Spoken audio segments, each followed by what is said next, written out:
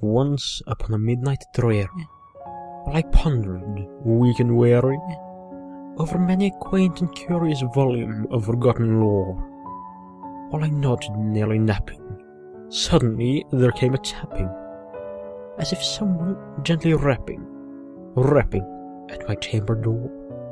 "'Tis some visitor," I muttered, "tapping at my chamber door. Only this, and nothing more." Distinctly I remember, it was in the bleak December, and each separate dying ember wrought its ghost upon the floor. Eagerly I wished the morrow, vainly I had sought to borrow from my books surcease of sorrow for the lost Lenore, for the rare and radiant maiden whom the angels name Lenore, nameless here forevermore.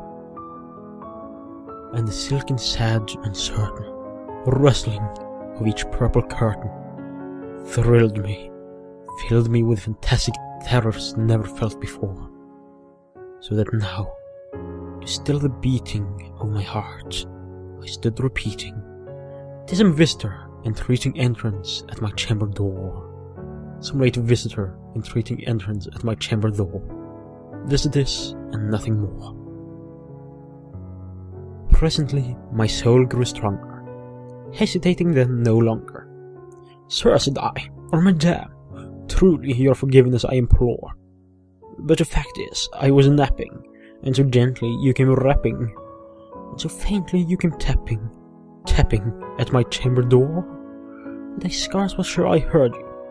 Here I opened wide the door. Darkness there, and nothing more."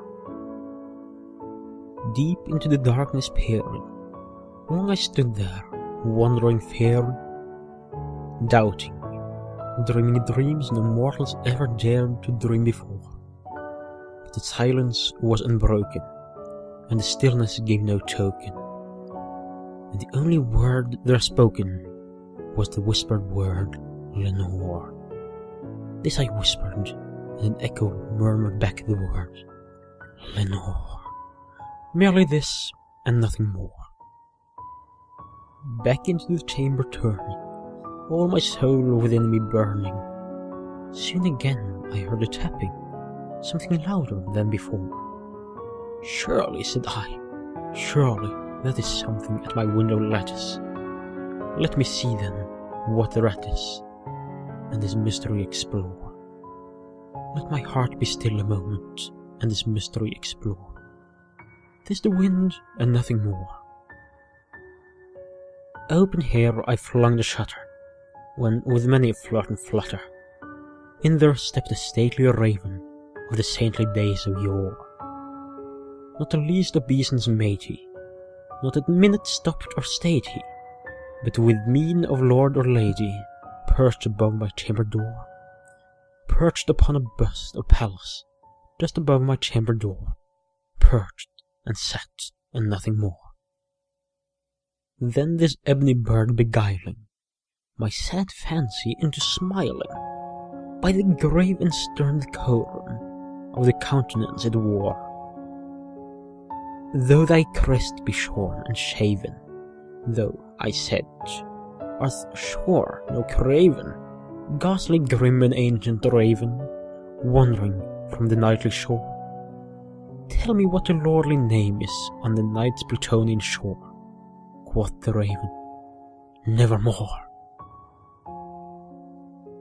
Much I marvelled this ungainly fowl to hear discourse so plainly, though its answer little meaning, little relevancy bore, for we cannot help agreeing that no living human being ever yet was blessed with seeing bird above his chamber door, bird or beast upon the sculptured bust above his chamber door, with such a name as Nevermore.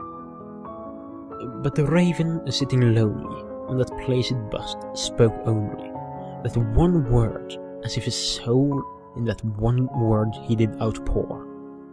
Nothing further than he uttered, not a feather than he fluttered, till I scarcely more than muttered, "Other friends have flown before. On the morrow he will leave me, as my hopes have flown before." Then the bird said, nevermore. Startled at the stillness broken by reply so aptly spoken, doubtless, said I, what it utters is its only stock in store, caught from some unhappy master, whom unmerciful disaster followed fast and followed faster, till his songs one burden bore, till the dirges of his hope that melancholy burden bore, of never, nevermore. But the raven still beguiling all my sad soul into smiling, straight I wheeled the cushioned seat in front of bird and bust and door. Then, upon the velvet sinking, I betook myself to linking fancy unto fancy, thinking what this ominous bird of yore, what this grim, ungainly, ghastly, gaunt, and ominous bird of yore meant in croaking nevermore. Thus I sat engaged in guessing, but no syllable expressing, to the fowl whose fiery eyes now burned into my bosom's core. This and more I sat divining, with my head at ease reclining, on the cushion's velvet lining that the lamplight gloated o'er, but whose velvet violet lining with the lamplight gloating o'er she shall press, nevermore. Then methought the air grew denser, perfumed from an unseen censer, swung by seraphim whose footfalls tinkled on the tufted floor. Wretch, I cried, thy God hath lent thee, by these angels he hath sent thee respite, respite and nepenthe from thy memories of Lenore. Quaff, oh quaff, this kind nepenthe, and forget this lost Lenore. Quoth the raven, nevermore. Prophet, said I, thing of evil, prophet still, if bird or devil, whether tempter sent or whether tempest tossed thee here ashore, desolate yet all undaunted, on this desolate land enchanted, on this home by horror haunted, tell me truly, I implore, is there balm in Gilead? Tell me, I implore. Quoth the raven, nevermore. Be that word or sign of parting, bird or fiend, I shrieked upstarting, get thee back into the tempest and the night's Plutonian shore. Leave no black plume as token of that lie thy soul has spoken. Leave my loneliness unbroken, quit the bust above my door. Take thy beak from out my heart, and take thy form from off my door. Quoth the raven, nevermore. And the raven, never flitting, still is sitting, on the pallid bust of Pallas, just above my chamber door, and his eyes have all the seeming of a demon's that is dreaming, and the lamplight o'er him streaming throws his shadow on the floor, and my soul from out that shadow that lies floating on the floor shall be lifted nevermore.